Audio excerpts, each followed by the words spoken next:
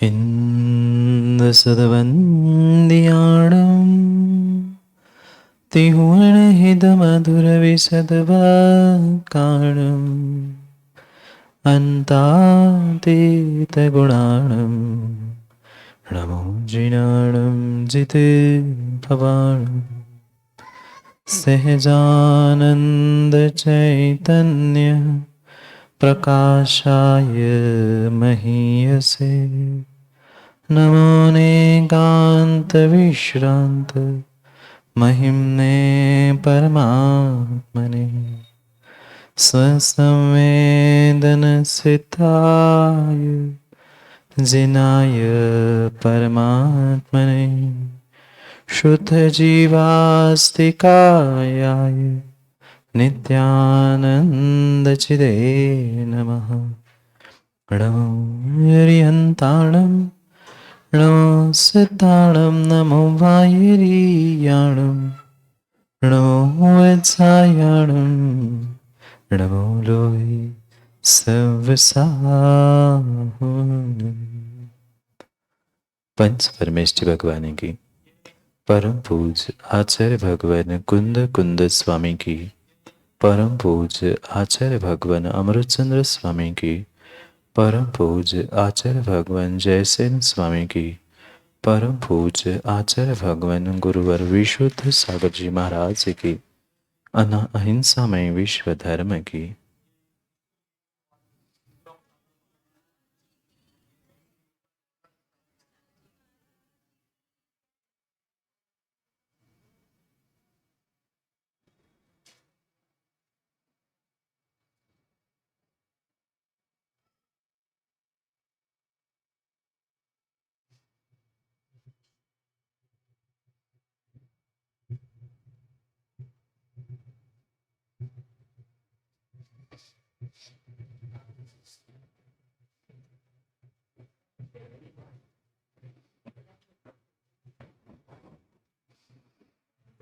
अंतिम निर्देश।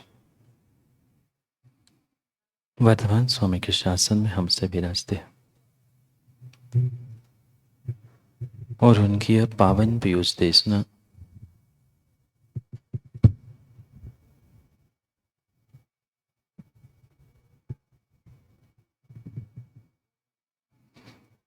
और उनकी यह पावन पीयूष देशना हम सभी के लिए परम उपकारी है।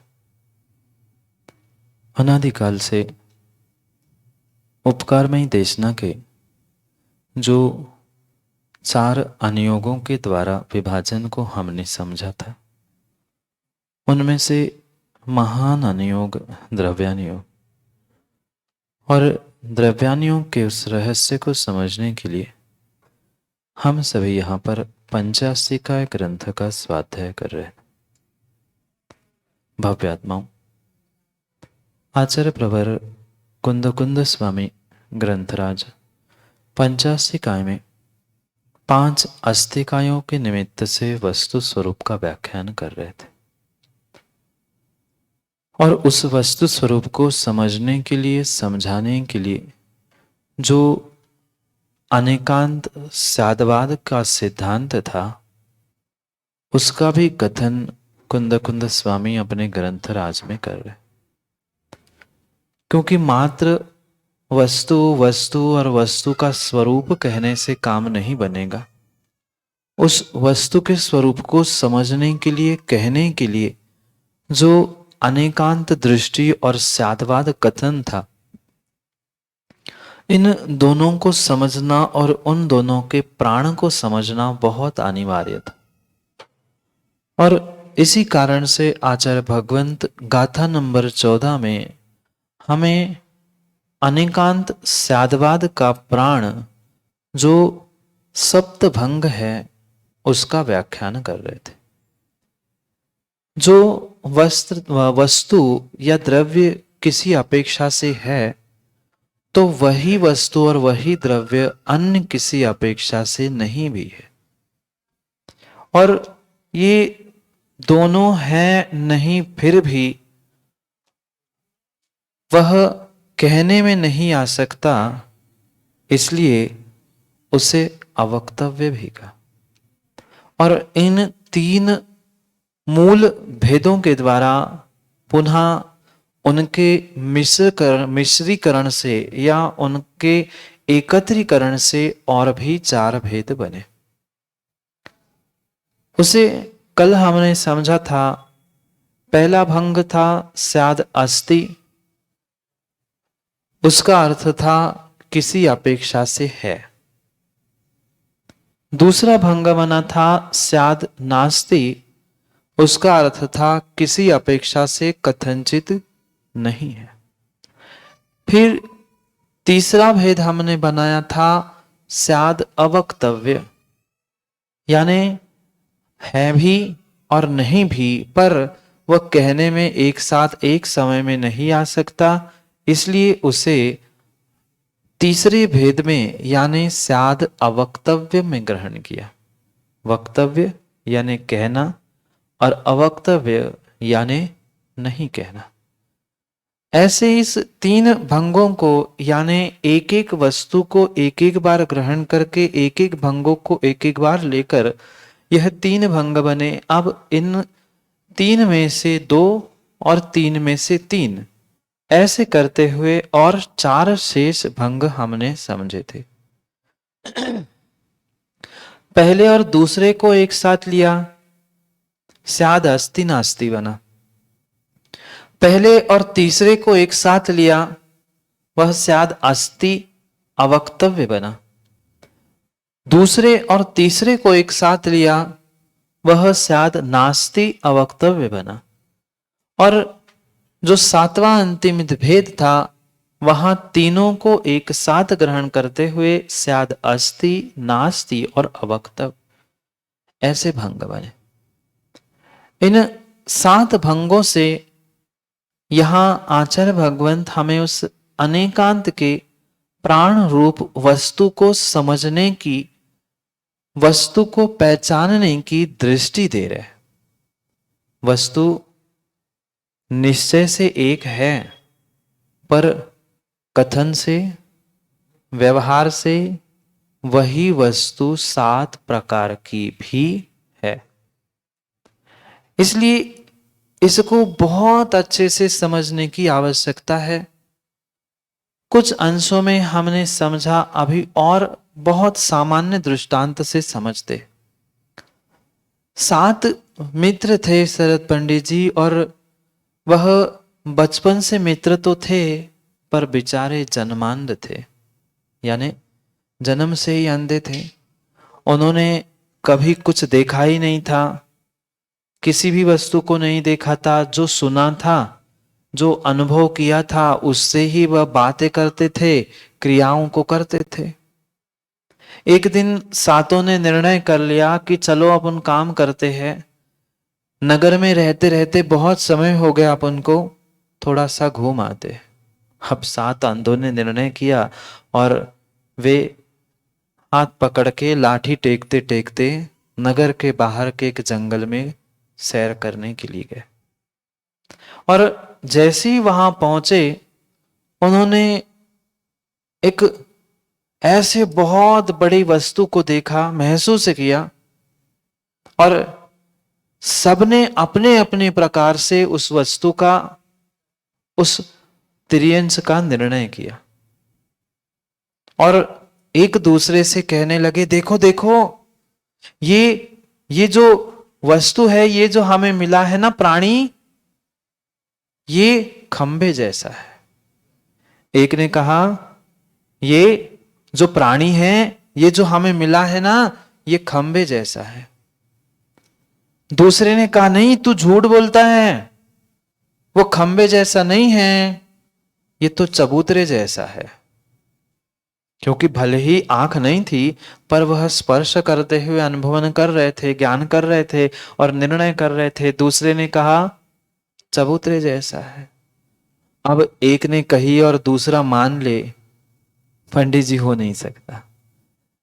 वह आंख वाले नहीं मानते, फिर अंधे कहां से मानते?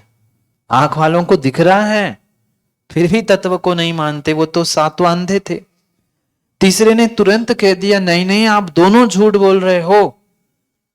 ये जो त्रियंश है, ये रस्सी जैसा है। क्या रस्सी जैसा है? वो कहते नहीं, तुम झूठ बोल रहे हो, तीनों झूठे हो।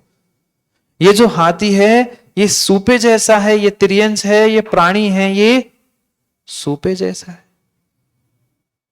अब जिसने जिस अंग को, जिस अवयव को पकड़ा, जो जहां पहुंचा, वह उसका दृष्टांत और उसको ही समझाने लगा, उसकी ही बात करने लगा। अगला कहता है नहीं नहीं, तुम सभी झूठे हो। ये जो हमें प्राणी मिला है, ये जो वस्तु मिली है, ये मूसल जैसी है। फिर अब एक एक बात करे और दूसरा दूसरी करे, तीसरा तीसरी, हर व्यक्ति अपनी अपनी बात करे, फिर लड़ाई तो होनी है। उन सातों की परस्पर में लड़ाई शुरू हो गई, आपस में लड़ने लगे। कोई कहता है चबूतरा, कोई कहता है खंबा, कोई कहता है रस्सी, कोई कहता है सूपा, कोई कहता है मूसल, कोई कहता है छत जैसा है। पता नहीं, सब ने अपनी अपनी, सातों ने अपना अपना ज्ञान लगा लिया।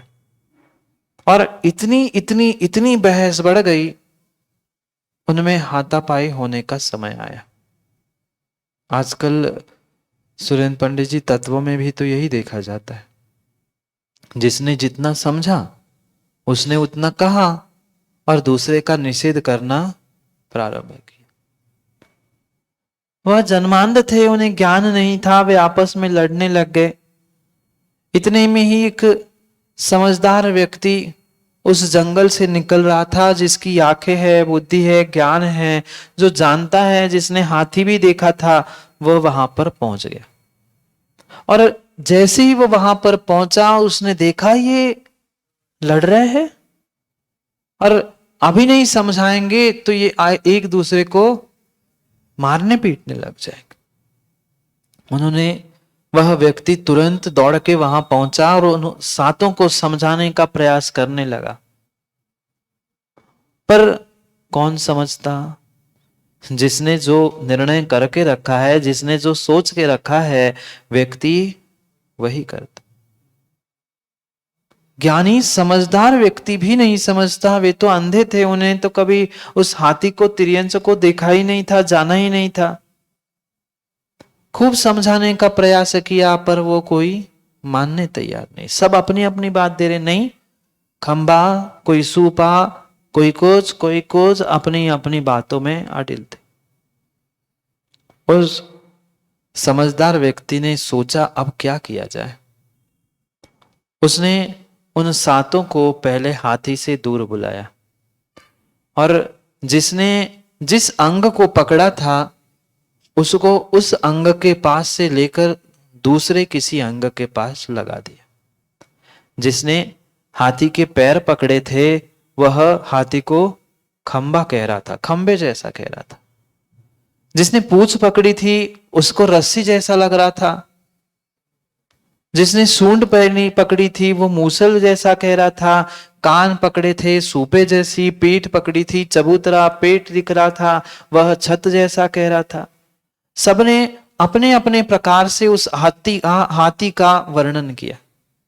और हाथी का वर्णन करने का ही उस समझदार व्यक्ति ने उसको बुलाया और एक दूसरे के अवयव पर, जिसने पैर पकड़े थे उसको पीठ पर ले गया, जो पीठ पर बैठा था उसको पैर के पास ले आए। एक दूसरे का स्थान बदल के फिर से पूछा, अब बोलो कैसा है। वह व्यक्ति भी सोचने लगा, मैंने तो खंबे जैसा देखा था, अब तो ये चबूतरे जैसा हो गया। सब हेर फार कर ली थी, इधर का उधर उनको बिठाया था। फिर वो समझदार व्यक्ति कहने लगा, अब सब शांत होके सुनो। ये हाथी नाम का प्राणी है और आप जो एक एक अंग को पकड़ के कह रहे हो, वह हाथी नहीं है, पर हाथी का ही अंग है। ये आपको जो खंबे जैसा लग रहा है, वो खंबे जैसा है, वह हाथी पूरा नहीं है, ये पूरी एक वस्तु नहीं है, उसका एक अवयव है, पैर है। जो आपको चबूतरे जैसा लग रहा है, वह चबूतरे जैसा लगने वाला वह उसकी पीठ है, ये कान है, ये आंख है, ये सूंड है, ये पूंछ है। सबको जैसे ही बताया। उन्होंने टटोल तो लिया था ये हाथों से अपने कि कौन कहां कैसे है, इधर उधर के अवयव भी उन्होंने पकड़ के देखे थे। जैसे उस समझदार आंख वाले व्यक्ति ने उसको कहा कि भाई ये हाथी के एक एक अवयव है, पूर्ण हाथी नाम की वस्तु नहीं है। और उसने यही कहा कि आप तो अंधे हो, सो आपको एक ही जहां हाथ लगाते हो उतना ही ज्ञान हो रहा है, पर मैं तो आंखों से देख रहा हूं और पूरी वस्तु को देख रहा हूं। ये पूरी वस्तु को देखना ही प्रमाण है, और एक एक भंग को, एक एक अंग को देखना यही नय था। जैसे वे 7 व्यक्ति जन्मांध आपस में लड़ रहे थे, ऐसे ही जिन्होंने उस 7 भंगों का नियम निर्णय नहीं किया, वे ही आपस में लड़ते हैं। वास्तव में वो किसे पकड़े थे? जो 7 ने पकड़ा था, किसे पकड़ा था? पकड़ा तो हुकुमचंद जी हाथी को ही था, पर हाथी के एक एक अंग को ही पकड़ा था और उतना ही जाना था, और उसको ही हाथी या तिर्यंस कह रहे थे। जबकि पैर मतलब हाथी नहीं था, जबकि सूंड मतलब, कान मतलब, पूंछ मतलब हाथी नहीं था, पर क्या हाथी का अंग नहीं था? ये गहरी बात समझने की आवश्यकता है। हाथी का पैर हाथी नहीं था, हाथी की सूंड हाथी नहीं था, पर फिर भी सूंड पैर किसके थे? हाथी के ही थे। हाथी नहीं होता तो 7 वह अंधे 7 अवयवों को पकड़ के 7 प्रकार का कह नहीं सकते। उस समझदार व्यक्ति ने उन 7 को यही समझाया, आप सही हो, पर मात्र आप अपनी अपनी दृष्टि से, अपने हाथों से जितना आपने टटोला उतने अपने ज्ञान से आप सही हो, पर दूसरा भी सही है। आप सही होने का मतलब ये नहीं है कि दूसरा कोई गलत है। आप सही हो तो साथ साथ दूसरा भी, दूसरे को भी सही स्वीकार कर लो। और जैसे ही उन्होंने समझा कि कोई देखने वाला आंख वाला व्यक्ति हमें समझा रहा है, 7 ने समझ लिया ये 7 अवयव से युक्त हाथी है। ऐसे ही ये 7 भंगों से युक्त वस्तु और द्रव्य है। स्याद अस्ति मतलब द्रव्य नहीं है। दृष्टांत समझ लिया, अब दृष्टांत पे पहुंचते हैं। स्याद अस्ति मतलब द्रव्य नहीं है, पर स्याद अस्ति से युक्त ही द्रव्य है। जिसने स्याद अस्ति को समझा, उसे शेष 6 अंगों को, 6 भंगों को भी समझने की आवश्यकता और अनिवार्यता है, तो ही तत्व का यथार्थ निर्णय होगा। जैसे पूरी हाथी का निर्णय हुआ था। कब हुआ हाथी का निर्णय? जब उन्होंने दूसरे अंगों को भी टटोल के देख लिया। हाँ ऐसा भी है, हाँ ये भी सही कह रहा है, हाँ ये पूंछ जैसा भी है। जब उसने अन्य अंगों को टटोल के देख लिया, पहचान लिया, तब उन्होंने उस पूरे हाथी को पहचान लिया। वह एक एक अंग मतलब हाथी नहीं था, पर उन सभी अंगों को मिलाकर ही हाथी था। ऐसे एक एक भंग वस्तु स्वरूप नहीं है, पर एक एक भंगों को मिलाकर जो 7 भंग, 7 भेद, 7 अपेक्षाएं है, वही वस्तु है, वही द्रव्य है। समझ में आया? मां स्याद अस्ति मतलब द्रव्य नहीं है, स्याद नास्ति मतलब द्रव्य नहीं है, स्याद अवक्तव्य मतलब भी द्रव्य नहीं है। उस द्रव्य का मात्र एक भंग, एक दृष्टि, एक कथन, वह स्याद अस्ति है या स्याद नास्ति आदि आदि है। वस्तु कैसे बनेगी? वस्तु कैसे बनेगी? उन सातों को एकत्रित करके ही वस्तु बनी थी। खंबे जैसा हाथी, सूपे जैसा हाथी, वह चबूतरे जैसा हाथी, इन सभी अवयवों को मिलाकर पूर्ण वस्तु हाथी बनी थी। ऐसे ही ये स्याद अस्ति, स्याद नास्ति, स्याद अवक्तव्य आदि आदि सात भंग मिलाकर ही वास्तविक वस्तु है। समझ में आया? कल जो हमने टीका में गाथा में पढ़ा था उसको हमने एक सामान्य दृष्टांत से समझा। कई प्रकार के दृष्टांत बन सकते हैं और बना सकते हैं, पर ये बहु प्रचलित आगम का दृष्टांत हाथी और जन्मांध का था। वे तो जन्मांध थे, इसलिए आंख वाले की बात तो मान ली, पर क्या करे, हम आंख वाले हैं फिर भी आंख वाले की बात नहीं मानते। उनको पता था कि हम जन्मांध हैं, हमारे पास कमी है, इसलिए वे दूसरे पर श्रद्धा करके हुए मान रहे हैं, हमारे लिए गुरु समझा रहे, भगवान ने समझाया, जिनवाणी में लिखा है, पर फिर भी हम नहीं माने तो हमसे अंधा, हमसे बड़ा अंधा कौन? बाहर की तो खुली है, पर शरद पंडित जी जिसकी हिये की ही फूट गई है, श्रद्धा की ही फूट गई है, वो क्या किसको तत्वों को देखेगा? किसी प्रकार से कोई भी एकांत मतलब वस्तु नहीं है। उन सभी एकांतों का, वह सम्यक एकांतों का जो समूह है वही अनेकांत है।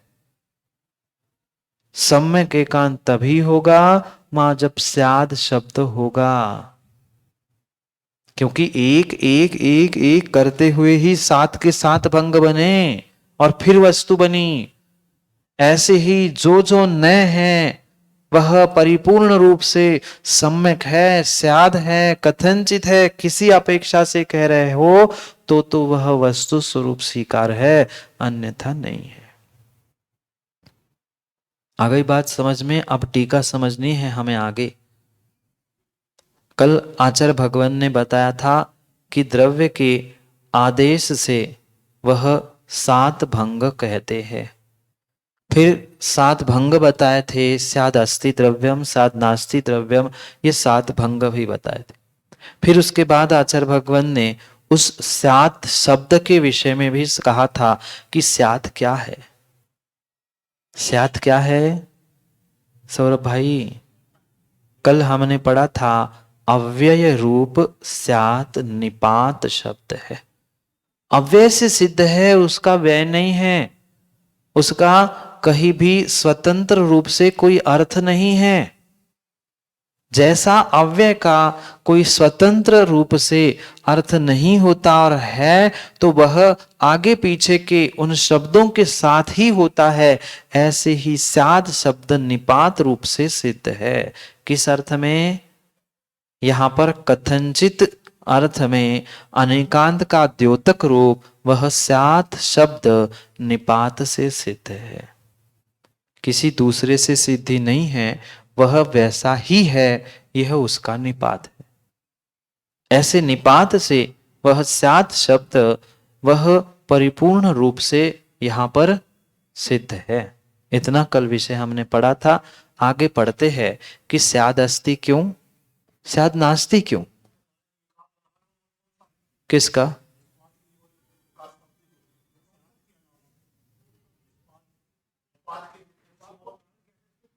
निपात को नहीं, जिसकी बिना किसी आगे पीछे के शब्दों की सिद्धि नहीं होती वह निपात रूप होते हैं।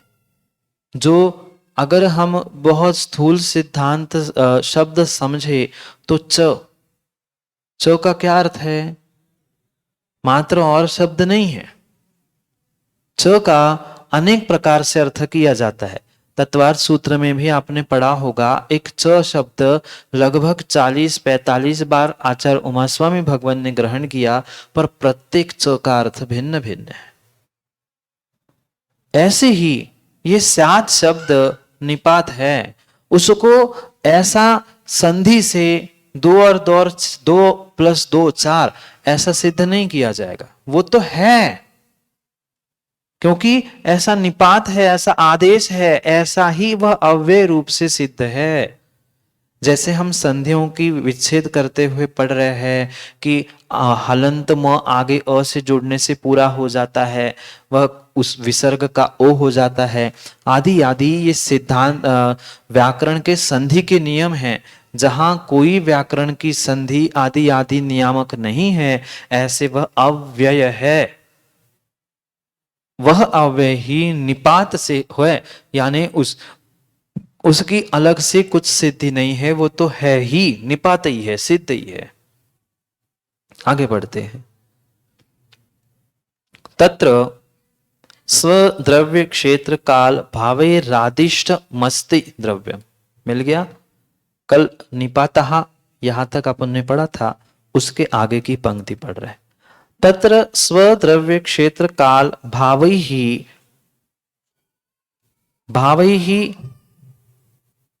रादिष्ट मस्ति द्रव्यम। संधि का विच्छेद करते हैं। तत्र वहां पर, कहा वहां पर, अब यहां पर नहीं, जहां सात भंग हमने बनाए वहां पर वह स्वद्रव्य, स्वक्षेत्र, स्वकाल और स्वभाव, इसके निमित्त से वह स्वद्रव्य, स्वक्षेत्र, स्वकाल और स्वभाव के कथन से क्या है? अस्ति। अस्ति स्वभाव भावै ही अरादिष्ट।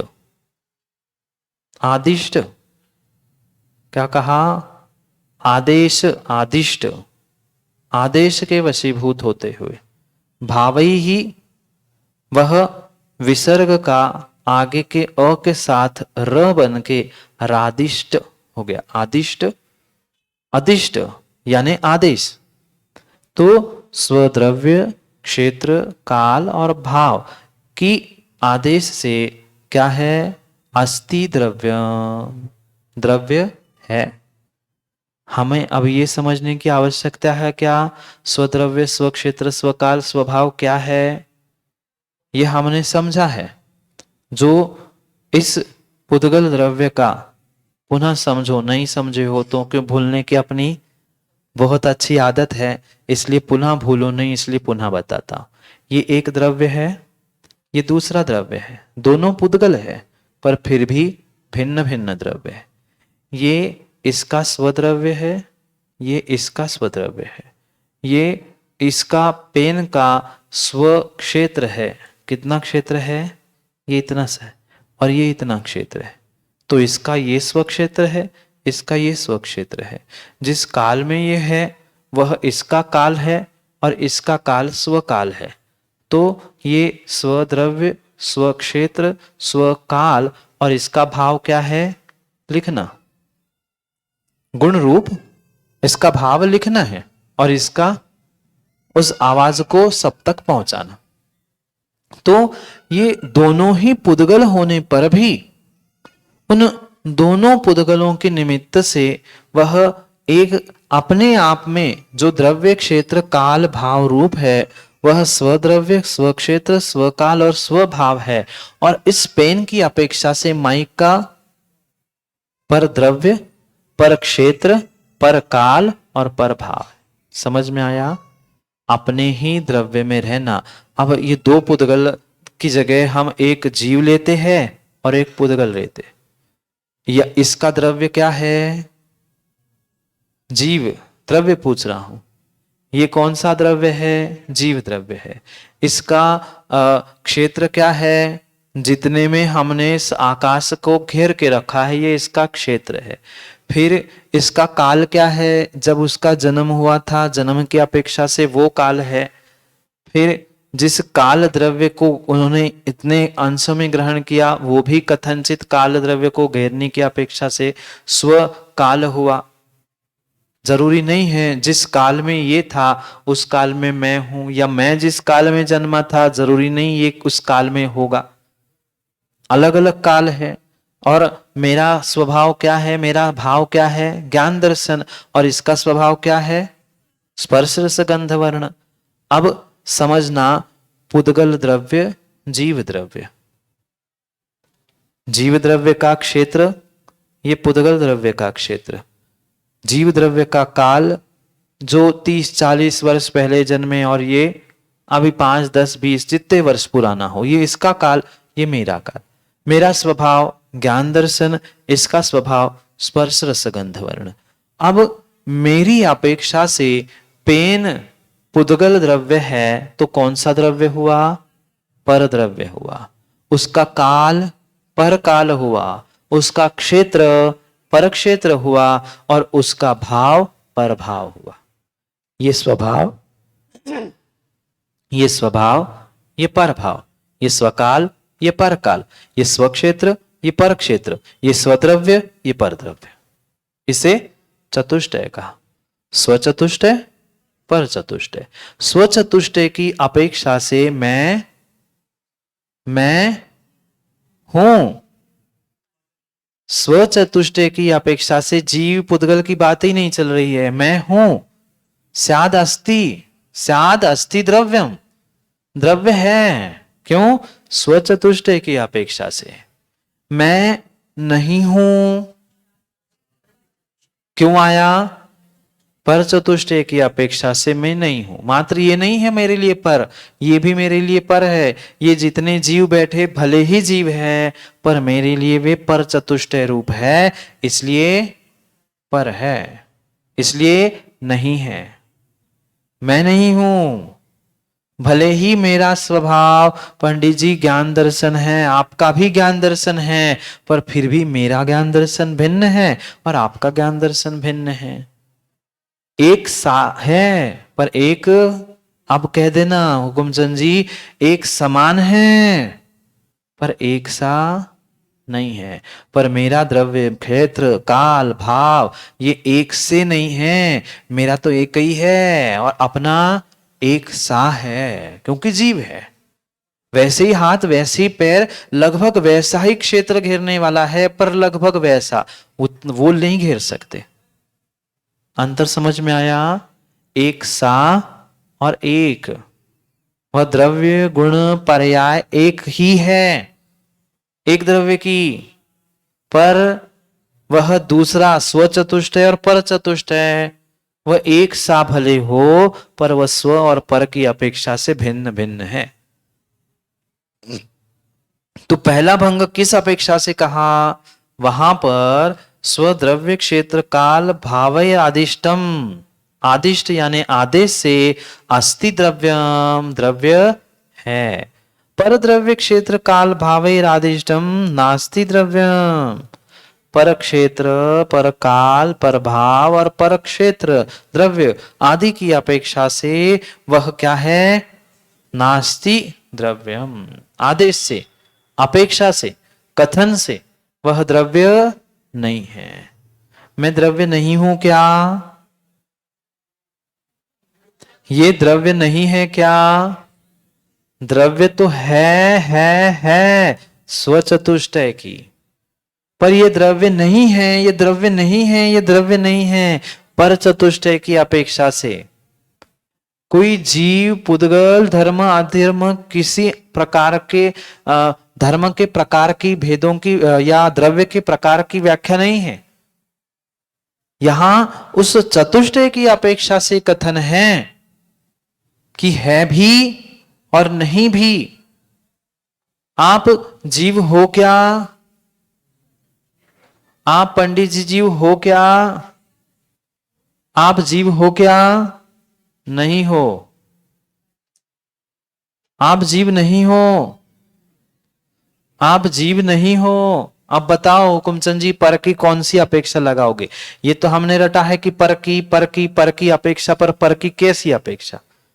सौरभ भाई समझ में आया? आप जीव हो क्या? आप में तो ज्ञान दर्शन है ना। पर की ज्ञान दर्शन, जहां ज्ञान दर्शन वहां जीव। मैं तो कह रहा हूं आपको जीव नहीं हो। शरीर की बात ही नहीं चल रही, जीव ही की बात चल रही।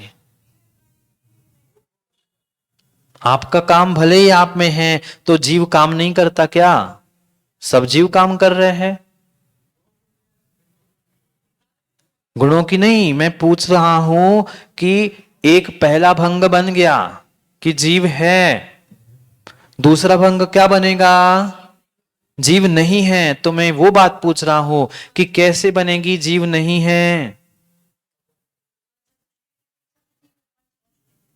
पर चतुष्टय की अपेक्षा से वह पर भी तो जीव अगर मानेंगे तो वो तो मानना पड़ेगा ना। वह पर चतुष्टय की स्व चतुष्टय की अपेक्षा मां सब जगह नहीं लगेगी।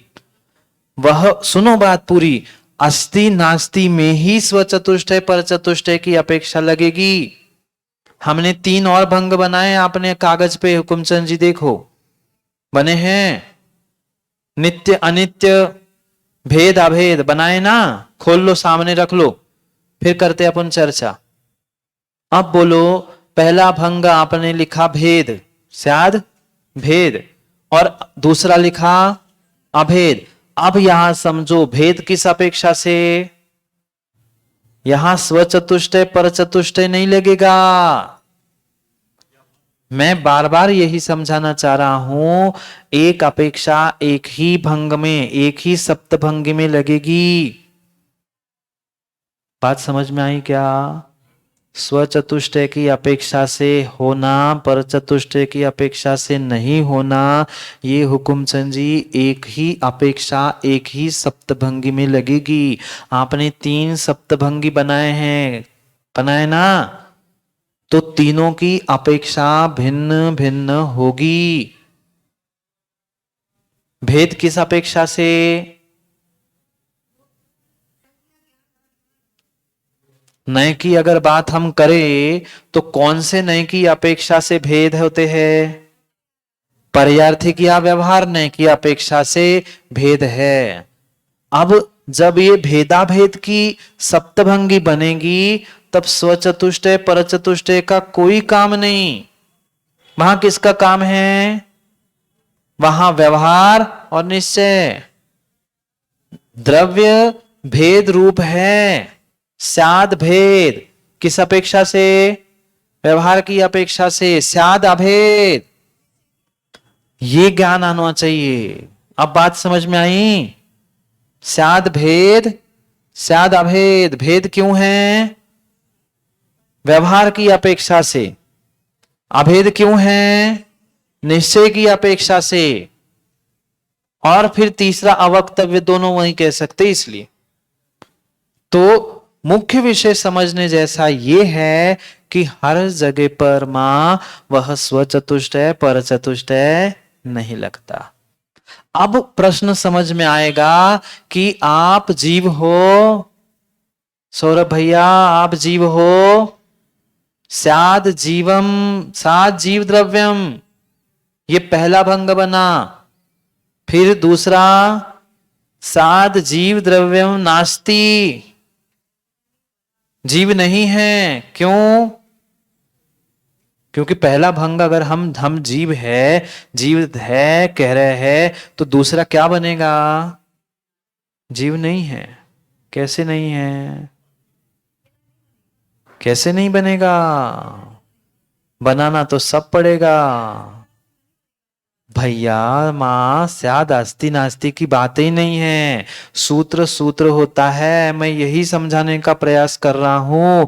भिन्न भिन्न प्रकार की सप्तभंगी होती है, ये एक सप्तभंगी मात्र स्याद अस्ति नास्ति रूप है, उसको सब में लगा के गड़बड़ मत करो। स्याद अस्ति नास्ति, स्याद भेद अभेद, स्याद भिन्न अभिन्न, स्याद नित्य अनित्य, ये सभी सप्तभंगियां अपनी अपनी अपेक्षा से भिन्न हैं। एक का विषय दूसरे में, दूसरे का पहले में गड़बड़ काम हो जाएगा। स्याद अस्ति नास्ति की अपेक्षा से नहीं कह रहे जीव है जीव नहीं है। तो कैसे नहीं है? यहां द्रव्य तो एक दूसरे से नहीं है। थोड़ा सा सोच के आना, कल निर्णय करेंगे। कुछ तो काम चाहिए ना घर में सोचने के लिए। इधर उधर की सोचने की जगह ये थोड़ा सा विचार करके आना, ये जीव है नहीं है आदि भंगी सप्तभंगी हम कैसे बनाएंगे? और बनने में कोई टाइम नहीं लगेगा, लिख लाओगे आप। पर कैसी बनेगी? जैसे इसमें हमने समझा, स्याद है, क्यों है? द्रव्य है, स्वचतुष्टय की अपेक्षा से। द्रव्य नहीं है, पर चतुष्टय की अपेक्षा से। ये दो विषय समझे, ऐसे ही जीव के विषय में सोच के आना। जीव की अपेक्षा से समझ के आना कि जीव है, जीव नहीं है। तीसरा क्या बनेगा? अवक्तव्य। फिर चौथा है भी नहीं भी। यहां मात्र अस्ति नास्ति रूप ग्रहण नहीं करना है, कुछ बहुत सूक्ष्म सी छोटी सी विवक्षा अपेक्षा को समझना है, जो अपन कल समझेंगे आगे का, क्योंकि हमें पढ़ना है। दो भंगों के कारण समझ में आए। अस्ति नास्ति स्व चतुष्टय की अपेक्षा से द्रव्य है, पर चतुष्टय की अपेक्षा से द्रव्य नहीं है। तीसरा, स्वद्रव्य क्षेत्र काल भावई पर द्रव्य क्षेत्र काल भावैश्च क्रमेणादिष्टम अस्ति च नास्ति च द्रव्यम।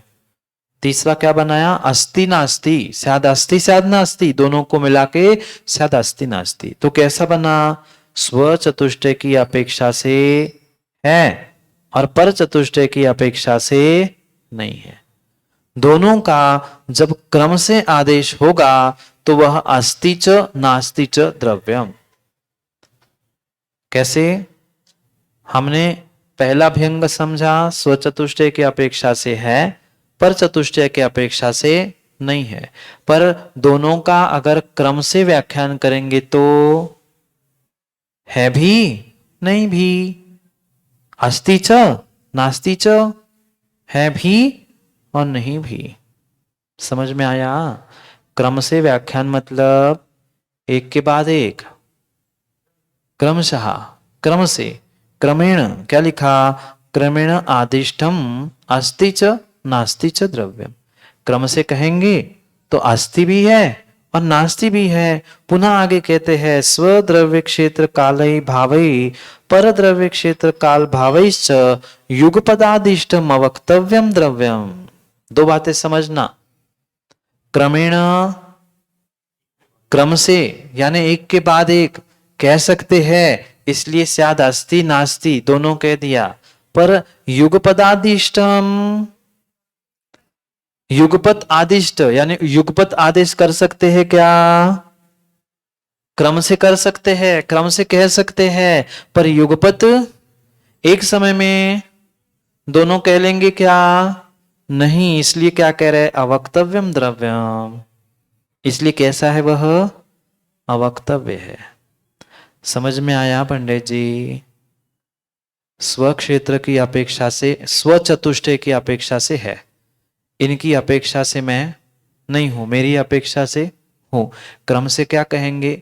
मेरी अपेक्षा से हूं, इनकी अपेक्षा से नहीं हूं, ये क्रम से। पर दोनों को एक साथ कह पाएंगे क्या? दोनों को कहने के लिए हम छदमस्त है, हमें क्रम की आवश्यकता है। पर हम क्रम से कह रहे हैं तो वह तीसरा भंग बन रहा है और नहीं। पर चौथा भंग इसलिए बन रहा है कि दोनों होने पर भी दोनों को एक साथ एक समय में नहीं कहा जा सकता, दोनों की एक साथ अपेक्षा ग्रहण नहीं की जा सकती। इसलिए युगपत आदिष्टम, युगपत आदेश के कारण वह अवक्तव्यम। दो शब्द एक के नीचे एक, एक के ऊपर एक लिखे। क्रमेण आदिष्टम अस्ति च नास्ति च द्रव्यम, युगपत आदिष्टम अवक्तव्यम द्रव्यम। मिल गया क्या?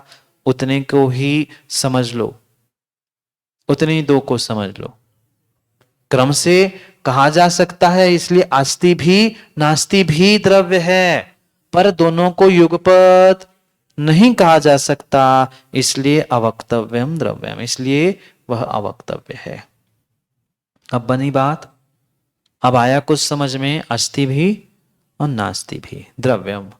फिर आगे कहते हैं स्व द्रव्य क्षेत्र काल भावैर युगपत स्व पर द्रव्य क्षेत्र काल भावैश्चादिष्टम अस्ति चावक्तव्यम द्रव्यम, चावक्तव्यम च द्रव्यम।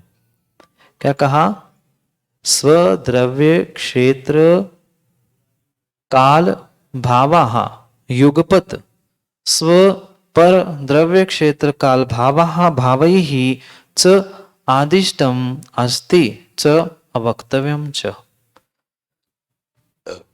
क्या कहा? पहले स्वद्रव्य क्षेत्र काल और भाव, इस अपेक्षा से स्याद अस्ति। फिर स्व और पर दोनों को युगपत नहीं कहा जा सकता, इसलिए है तो पर पूर्ण रूप से नहीं कह पा रहे। क्या अर्थ करेंगे? पांचवें भंग का अर्थ ऐसा होगा, है तो पर एक साथ नहीं कह सकते। स्याद अस्ति च अवक्तव्यम च, है तो पर कह नहीं पा रहे। क्यों है? क्योंकि स्वचतुष्टय की अपेक्षा से। कह क्यों नहीं पा रहे हैं? क्योंकि दोनों युगपत नहीं कह सकते, इसलिए वह पांचवा भेद बना, स्यादास्ति अवक्तव्य। अब आगे पुनः कह पढ़ते, पर द्रव्य क्षेत्र काल भावैर युगपत स्व पर द्रव्य क्षेत्र काल भावैर चादिष्टम नास्ति चावक्तव्यम द्रव्यम। कितना अंतर हुआ? मात्र एक अक्षर बदला। पंक्ति के पहले स्व की जगह पर हुआ और बीच में अस्ति की जगह नास्ति हुआ। समझ में आया क्या? हमारे यहाँ तो बिल्कुल एक के नीचे एक पंक्ति आई है, तो दोनों का अंतर समझ में आ रहा है। उसमें भी होगी लगभग, आगे पीछे एक आध शब्द होगा। तो ऊपर स्व अस्ति और पर नास्ति। अर्थ क्या करेंगे? पर चतुष्टय की अपेक्षा से द्रव्य नहीं है, पर युगपत की अपेक्षा से वह उसी समय कहने योग्य नहीं है, इसलिए अवक्तव्य। पहले हमने पिछली पंक्ति का अर्थ किया था, है तो पर युगपत नहीं कहा जा सकता, इसलिए स्याद अस्ति अवक्तव्य। अब कह रहे हैं नहीं है पर। क्यों नहीं है? पर चतुष्टय की अपेक्षा नहीं है, पर युगपत नहीं कहा जा सकता, इसलिए स्याद नास्ति अवक्तव्य। है तो पर कह नहीं जा सकता, नहीं है पर फिर भी कहा नहीं जा सकता। उस स्वचतुष्टय की अपेक्षा से तो कह रहे हैं, तो वह स्व चतुष्टय की अपेक्षा से है और युगपत नहीं कह सकते, इसलिए अवक्तव्य है।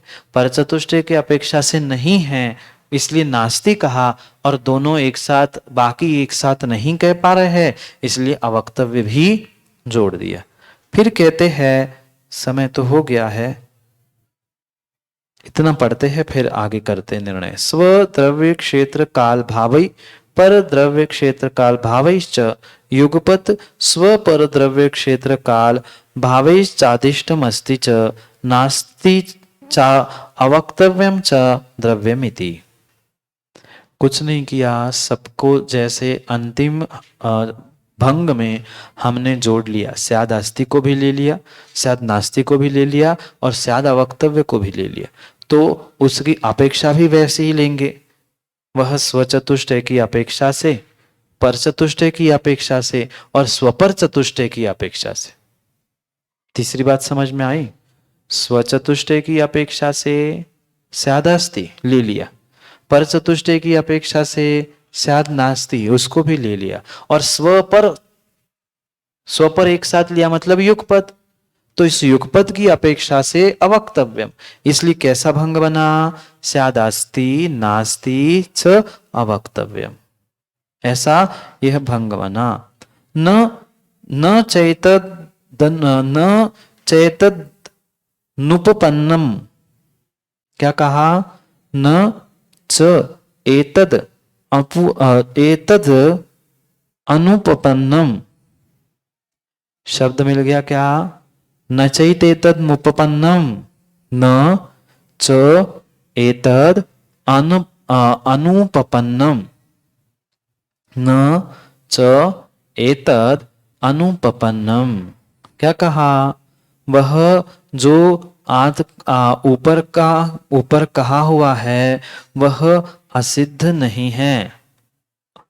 उपपन्न यानी उत्पन्न होना या सिद्ध होना, अनुपपन्न यानी असिद्ध होना। शब्द लिख लो,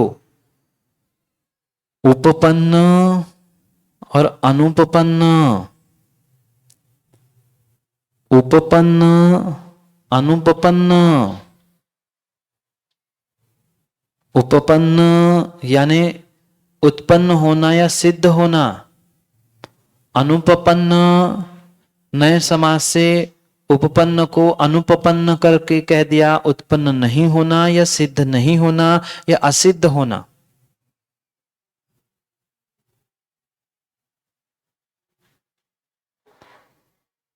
न च एतद, एतद मतलब यह, क्या यह, ये जो 7 भंग आपने बनाए ना, वे कैसे है, वह असिद्ध नहीं है। अनुपपन्न यानी असिद्ध और न यानी नहीं है। ये ऊपर जो कहा है वह असिद्ध नहीं है। समझ में आया क्या? छोटे से शब्द का अर्थ नहीं आ रहा है समझ में, पूरे भंग तो आ गए, पर यहां कह रहे हैं जो ऊपर कहा है वह असिद्ध नहीं है। मतलब क्या हुआ? सीधी सी बात है, सीधा कहना था चाची को एतत् सिद्धम, इतनी सी तो बात थी। सुरेंद्र जी क्या कह रहे, एतत् सिद्धम, ये सिद्ध है, पर घुमा दिया। मैं अकेले नहीं घुमाता, आचार्य भगवान ही घुमा रहे। न च एतद अनुपपन्नम, ऐसा मत कहो कि असिद्ध है, क्योंकि यह असिद्ध नहीं है। मतलब एतत् सिद्धम, ये सिद्ध हुआ। ये 7 भंग ऐसे बनते हैं। सर्वस्य वस्तुनः स्वरूपादीनाम अशून्यत्वाद पररूपादीनाम शून्यत्वाद उभाभ्याम मशून्यम शून्यत्वाद सहावच्चात्वाद भंग संयोगार्पणाया मशून्यत्वा मशून्यवाच्यत्वात् शून्यवाच्यत्वात् अशून्य शून्यवाच्यत्वात् येति। कुछ समझे? कुछ नहीं किया उन्होंने, स्याद अस्ति नास्ति की जगह शून्य और अशून्य जोड़ दिया। कल के लिए होमवर्क है, समय हुआ है, 2 होमवर्क है। शून्य अशून्य के सप्तभंग बना के लाना, 7 भेद बना के लाना। शून्य और अशून्य उसके 7 भेद भंग बनाने हैं। और जीव है दूसरा, क्या बनेगा, कैसे बनेगा, उसका निर्णय करना है। तो दोनों को कल समझेंगे। आज समय व्याख्या यहाँ पूर्ण हुई। कल इस शून्य अशून्य की अपेक्षा से इस अंतिम पंक्ति को और उस सप्तभंगी को समझेंगे। फिर समय पर अगली पंक्ति, अगली टीका को भी समझने का प्रयास करेंगे। आज का समय यही पूर्ण हुआ। कल पुनः समय पर समय की बात के लिए समय पे मिलते हैं, क्योंकि समय पे किया गया काम समय को दिलाता है। बोली भगवान महावीर स्वामी की।